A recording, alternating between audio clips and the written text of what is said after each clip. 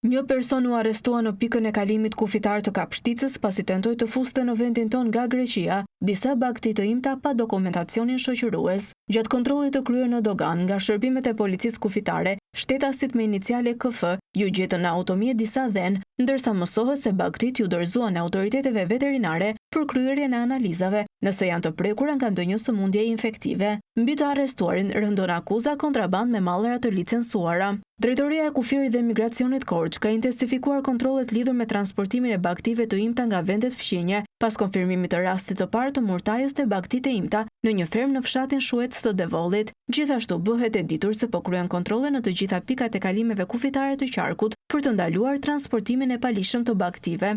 Më 13 qershor, Shërbimi Veterinar Rajonal i Korçës ndaloi lëvizjen dhe shtektimin e bagtive të imta në një distancë 3 kilometra nga ferma në fshatin Shuec, që është infektuar me murtaj. Gjithashtu është ndaluar edhe tregtimi i dhëmbëve dhe dhive në pazaret e Gjysë së Gjallë në Korçë.